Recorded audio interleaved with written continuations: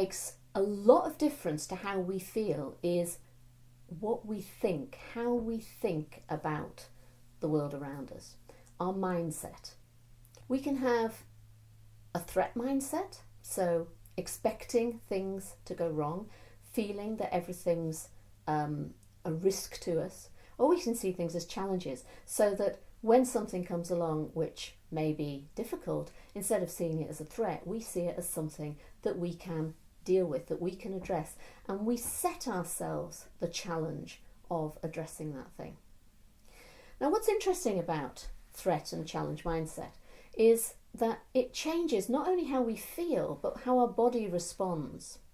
So both threats and challenges increase adrenaline in the system, and if you think about the way that we respond to excitement versus stress, pretty much the same physically, physiologically, there's a lot of the same things going on.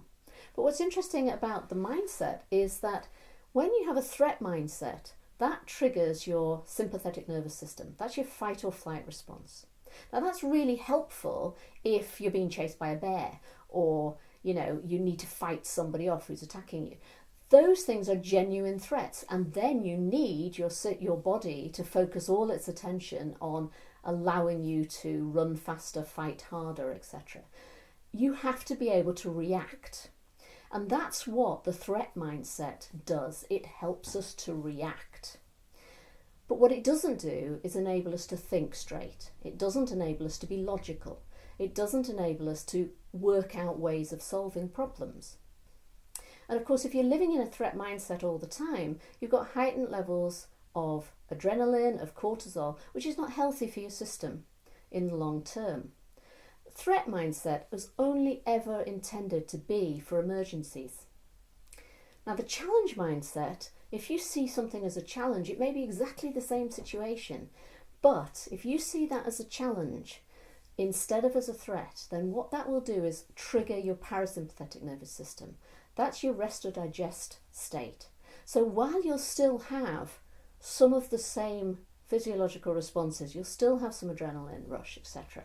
initially, what will happen is you will be able to calm down quicker, you'll be able to think straight, you'll be able to work out a logical response, and you won't become so anxious. And of course, that's not putting the same stress on your physical system, on your health. But what can we do? How can we just switch from one to the other? Well, as it turns out, we can choose which mindset we have. So we can choose to see things as a threat, or we can choose to see them as a challenge. And if you take something like your dog's behaviour, take something like having a reactive dog. When you go out with your reactive dog, you can choose to see everything that comes as threatening. So you see another dog coming, that's a threat. Is your dog going to react? Is this going to be a problem? I have to escape, fight or flight. Or you can see it as a challenge. What can I do to sort this problem out? What can I do to address it? What can I do to keep my dog safe?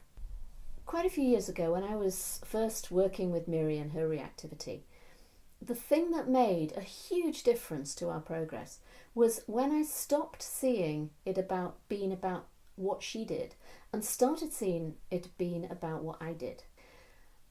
That she's a really difficult dog and I can't do anything about it is a threat mindset. The what can I do, within what tools do I have at my disposal to help her to be calmer, that's a challenge mindset, and that will make a huge difference to your confidence in working with your dog.